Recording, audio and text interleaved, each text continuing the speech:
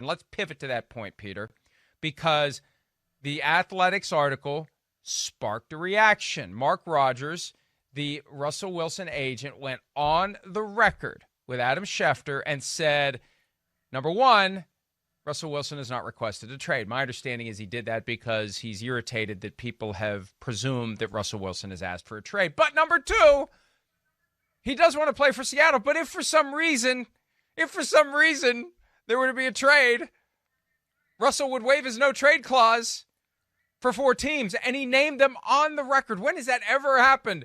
Well, usually it's through a leak or something. On the record, the agent says he'll play for the Cowboys, the Bears, the Saints, or the Raiders. I fell out of my chair when I saw that yesterday. So that is the most passive-aggressive, non-trade, trade demand I've ever seen. I look at it and I say, guy wants out, and they've sent an engraved invitation to 4 franchises to go ahead and put your best offers together, and let's see what happens. And I think, 3 teams, are pretty easy to understand. Jon Gruden has a love fest with Russell Wilson. Dallas, obviously that's a franchise that many players have that feeling about. Sean Payton, obviously also is in that, if you're a quarterback, you want to play for Sean Payton. The Bears took me by surprise a little bit, Mike, and that's because, they seem to be on a precipice right now. You might say, well, they got a good defense, which they do. It's not the best defense in the league, but they have a good defense. My question is, what kind of offense do they have? And would Russell Wilson be actually going to an offense that he wouldn't be running for his life again, just like he is doing right now? I might even say that the Bears' offensive line, has less upside than Seattle's does. But whatever that is, that was, when I read that yesterday, I just said to myself, that's a wow. When you not only say we would waive the no-trade clause for certain teams, but you actually name them, that is basically saying we'd like you to go and talk to those teams, basically. Well, and it's not even that. It is, hey, teams, start calling the Seahawks, because we'd been hearing teams had been calling, and we hadn't been hearing that John Schneider is hanging up the phone. And it was also a message to the other teams out there that may be calling, don't waste your time. Unless you're on this list, don't waste your time. Russell's not taking a trade to any other teams. Now, it could be that Mark Rodgers held a team or two in his pocket because maybe the Seahawks come out of this feeling like a win for them if they can direct Russell Wilson to one of the teams not on the list, but maybe it's a team that Mark Rodgers and Russell Wilson will go to anyway. I don't want to go too deep into the weeds with that possibility of a psychological battle between the two sides, but I won't rule out the possibility there's another team or two on that list. But the 4 that came out yesterday, Peter, it really was stunning. And the Bears, I agree with you, the most surprising. We talk all the time about the Bears haven't had a great quarterback, a truly great quarterback since Sid Luckman. You could argue for the storied franchise history of the Chicago Bears, Russell Wilson walks through the door as the best quarterback in team history. Yeah, he wouldn't walk in the door as a better quarterback. Well, certainly, if you really appreciate football history, Russell Wilson is not better than Sid Luckman right now. But he might become better than Sid Luckman. The issue, I think, is that one did stick out. But the one other thing, Mike, when you start naming teams, I think then you start looking at each one of those teams and looking at their quarterback situations and basically saying that what really does make the most sense. And, look, I have no idea how the New Orleans Saints would figure this out. All I know is that Mickey Loomis would figure it out. It would be ugly. There would be some respected players, valued players that would have to be let go and or traded, however it works out. But if they could have Russell Wilson on their team, there's no question in my mind that they would do whatever it would take to be able to get him. Well, what we're going to do, we're going to focus on each of the four teams, and let's make sure there's no further business to be done with the Bears before we focus on the Saints. I think you and I both agree that the Bears should be, as of this moment, as of yesterday when that tweet landed, figuring out what they could put together to get Russell Wilson, whether that means throw Khalil Mack onto the pile. I mean, whatever it's going to take, what is the offer that we could put together to get a solution for the next 10 years or so to our quarterback issues that have been unsolvable at least since the days of Sid Luckman. So the problem is they haven't been using first-round picks anyway because of the Khalil Mack trade. But, it's not like they're one of these teams that's sitting on multiple first-round picks this year and next year like the Jets. They'd have to get very creative. They'd have to tie up draft picks multiple years into the future. But I think you and I both agree that regardless of whether or not the Seahawks trade Russell Wilson to the Bears or anyone else, the Bears' top priority right now, given the fact that there's no other clear option out there to upgrade the quarterback position over Mitchell Trubisky and Nick Foles, the Bears should be in the lab coming up with some kind of an offer for Russell Wilson. And as much as everybody's going to say, no, you can't do this, I think a reasonable offer would be Mack, this year's one, and 2 future ones. And everybody would say, oh, way too much. Well, wait a second. The one this year is 20th overall, and one in the next 2 years would be probably, at best in the teens. So it's not like they're going to be trading, in future years, the sixth pick in the draft. When Russell Wilson's your quarterback, you are going to be a competitive team. You're not going to be below 500. That's all there is to it. But having said that, Mike, I think that the only way that the Bears could make it worth it, because they really don't have the offensive pieces to make it worth it.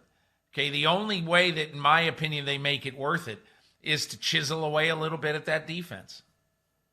And they gave up multiple first-round picks to get Khalil Mack several years ago, but that was several years ago, and this is Russell Wilson. This is the position they have been failing to properly address for decades. They thought it was going to be Jay Cutler. He racked up a lot of stats, but not a whole lot of success for the Chicago Bears. All right, the Saints. Now, I've been percolating on that one, too, because I agree with you. That, look, Drew Brees, and we talked earlier in the week, until Drew Brees retires, who the hell knows what he's going to do? Maybe seeing Tom Brady win a Super Bowl at 43 is convincing Drew Brees to give it one more run, even though all signs point to him retiring. But if he's out of the picture, you got Taysom Hill under contract, you've got Jameis Winston that they're thinking about finding a way to bring back. If I'm Sean Payton, I say, my God, what I could do with Russell Wilson in this offense, because he's basically Drew Brees with a liver arm who can get the ball down the field, who can make things happen in the passing game where I don't need to put Taysom Hill out there. And, Peter, I think the package starts with Taysom Hill plus draft picks. Taysom Hill plus draft picks for Russell Wilson. And Michael Thomas would sign on for it right now. He posted a picture of himself with Russell Wilson yesterday once that word came out. You don't need the Taysom Hill change of pace if you got a quarterback who can fire the ball all the way down the field and force the defense to cover all of the green real estate. And I agree with you. Between Mickey Loomis and Sean Payton, even if you don't do it, you have to take 24 to 48 hours and fully explore what you could get away with by way of giving up guys you currently have, making it work under the salary cap, and getting Russell Wilson, and it would be $19 million they'd have to find to pay him this year. It's worth every second that they would invest to see if they could solve that puzzle. I think one of the interesting parts of the Saints, if the Saints did get involved, Mike, is that they don't have to go to their incumbent quarterback and have the awkward conversation. If Sean Payton called Jameis Winston, and even though he's not the incumbent quarterback, if he calls Taysom Hill and Jameis Winston, he basically just has to say to him, "Hey guys, Russell Wilson." It's pretty understandable. And I think that because the Saints have drafted so well in the last 2 or 3 years, Mickey Loomis, Jeff Ireland, their personnel staff has been absolutely terrific. Because they've drafted so well, Mike, They have a lot of pieces in place.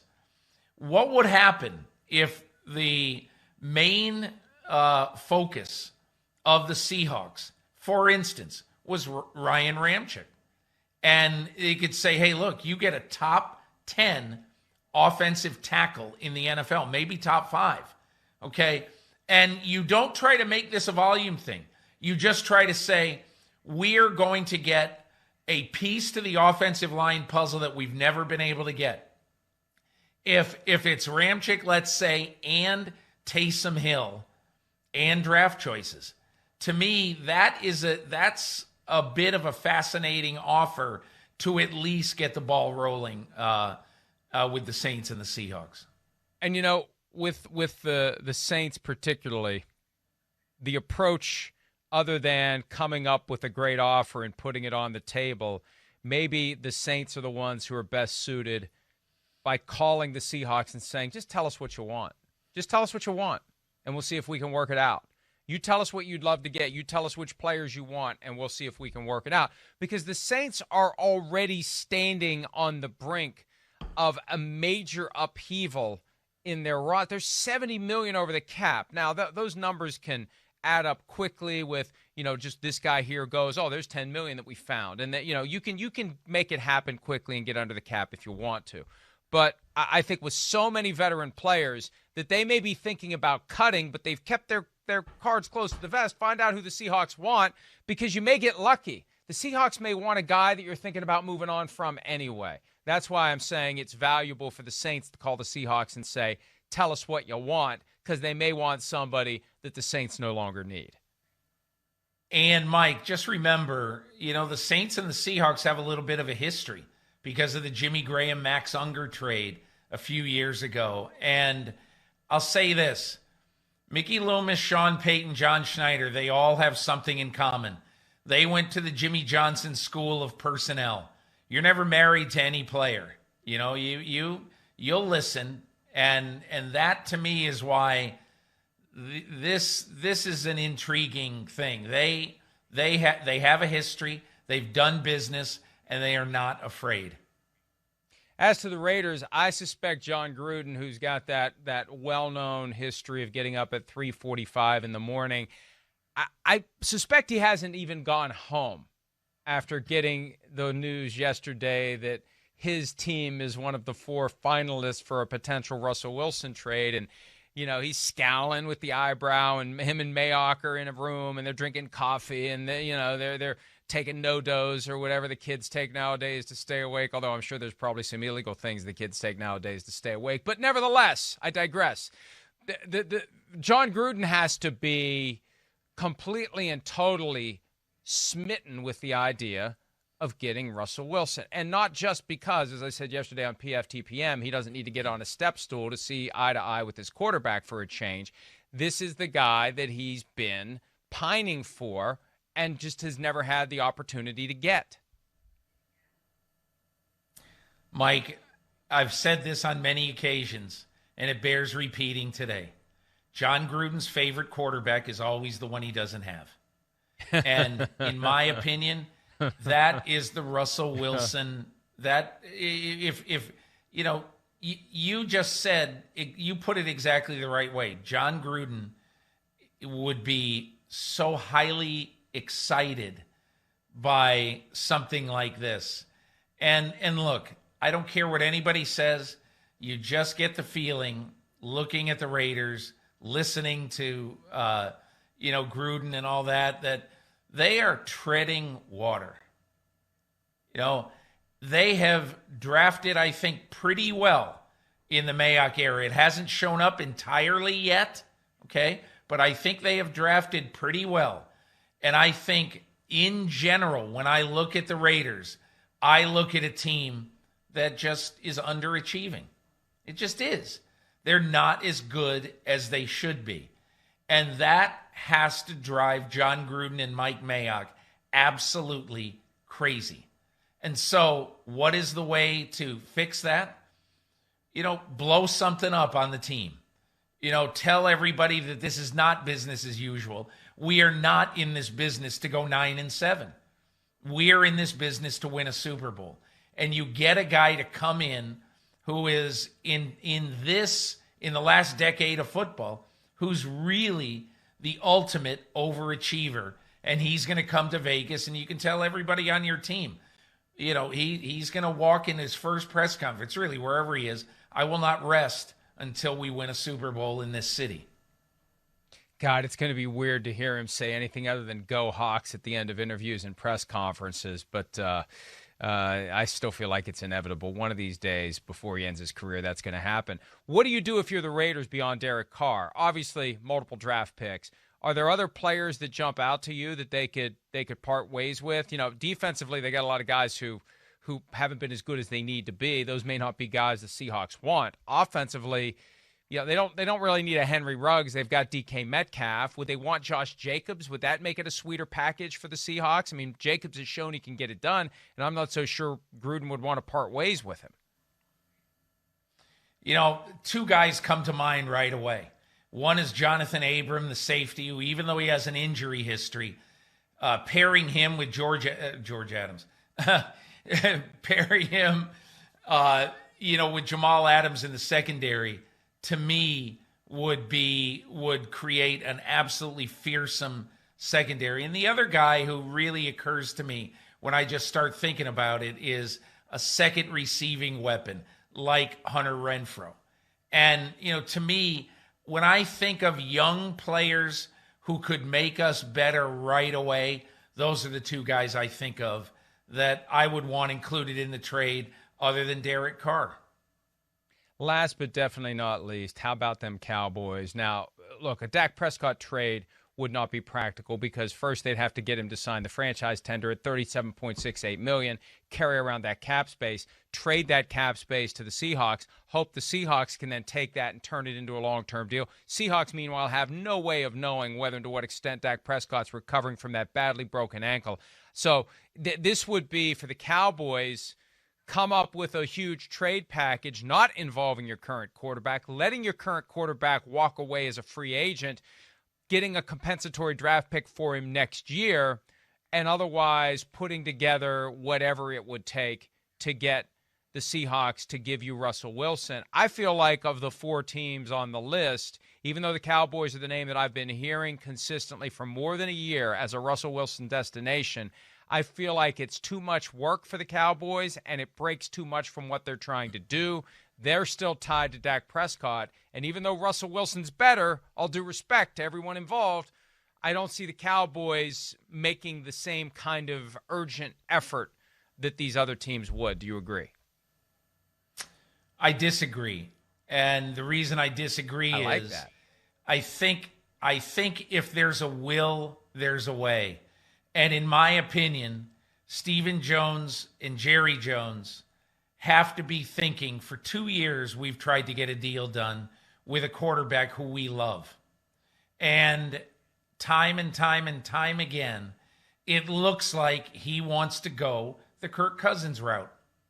And if this guy doesn't want to sign with us and is more interested in testing the market, well, why can't we take an incredible amount of bad medicine in 1 year?